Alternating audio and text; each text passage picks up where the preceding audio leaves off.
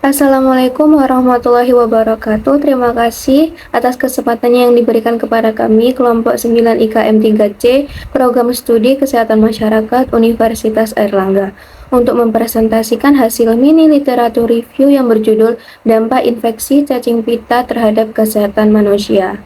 Berikut nama-nama beserta NIM anggota kelompok 9 IKM 3C.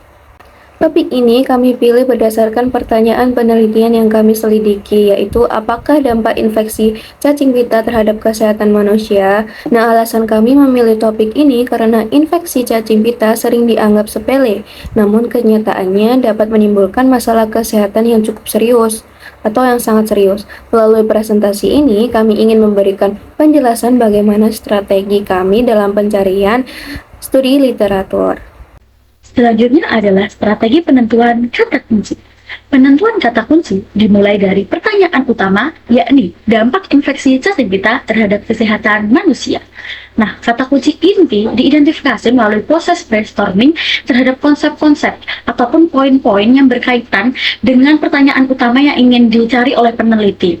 Nah, hasilnya ditemukan seperti tick-borne infection, human tapeworm, tyaniasis, hingga human health impact. Nah, istilah-istilah tersebut ditemukan melalui proses brainstorming dan juga pastinya dipilih untuk memastikan adanya keselarasan langsung dengan komponen pertanyaan utama yang ingin diteliti oleh penulis, khususnya yang berkaitan dengan infeksi parasit dan juga konsekuensinya terhadap manusia. Nah, untuk menunjang keyakinan penulis kemudian memastikan kata kunci yang telah dicari tersebut itu dapat ditemukan dalam judul ataupun abstrak literatur yang sudah ada sebelumnya. Selanjutnya terkait strategi penelusuran literatur. Pencarian artikel ini dilakukan melalui beberapa database utama seperti PubMed, Science Direct, Google Scholar, dan ResearchGate. Kata kunci yang digunakan mencakup Taenia-solium, tapeworm infection, Taeniasis, cysticercosis, dan epidemiologi yang dikombinasikan dengan Bullen operator seperti N dan OR. Setelah proses penyaringan berdasarkan tahun publikasi, relevansi, dan kesesuaian abstrak berdasarkan tema penelitian, dipilihlah beberapa artikel yang memang dianggap paling representatif untuk dianalisis lebih lanjut. Selanjutnya yaitu studi literatur yang digunakan. Pertama, berupa systematic review, ini berfokus pada gejala, diagnosis, diantaranya mikroskopi, PCR, serologi, dan pengobatan. Kemudian mengulas puluhan artikel sejak tahun 2010 sampai 2024 dan memberi gambaran menyeluruh tentang penyakit.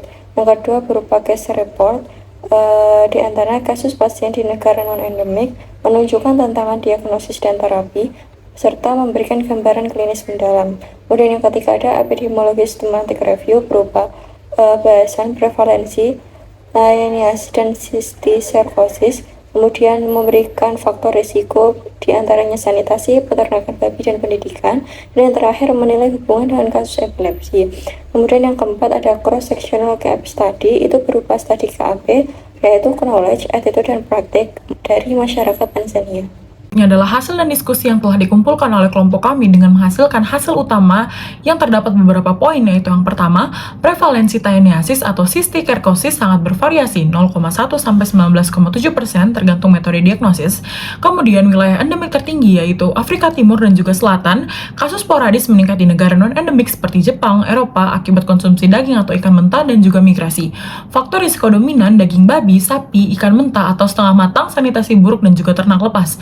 Spektrum klinis luas, asimptomatik, nyeri perut, gangguan mikrobiota usus, neurosistikirosis, dan epilepsi, disseminated cystocorosis fatal. Pengobatan yaitu praziquantel atau niclosamide, cure rate 89-95% literatur Eropa versus failure hingga 30-40% di Afrika, dugaan resistensi. Dengan diskusi dari kelompok kami yaitu konsumsi daging mentah dan praktik hygiene buruk tetap menjadi pemicu utama di semua benua, inkonsistensi besar antara literatur karena heterogenitas diagnosis, mikroskopi, underestimate, PCR atau kopro-AJ, overestimate, dan konteks geografis. Penyakit neglected di negara endemik, namun menjadi emerging trait di negara maju. Indonesia berpotensi tinggi, tapi data prevalensi dan strain lokal hampir tidak ada. Intinya bahwasanya infeksi cacing pita bukan lagi penyakit negara miskin, namun sudah menjadi ancaman global yang terus berubah wajahnya. Nah, dari semua studi literatur yang kami cari bahwa kedepannya dibutuhkan penelitian lebih lanjut untuk memastikan apakah ada resiko resistensi obat. Dan untuk meningkatkan ketepatan metode diagnosis di lapangan, kita juga perlu studi lanjutan mengenai kasus-kasus yang terjadi di negara non-endemik. Selain itu, program edukasi masyarakat, perbaikan sanitasi, dan pengawasan makanan perlu terus diperkuat. Pemerintah juga dianjurkan mengembangkan sistem surveillance yang lebih aktif, meningkatkan pengendalian peternakan hewan babi, serta mengedukasi masyarakat agar selalu memasak daging sampai benar-benar matang.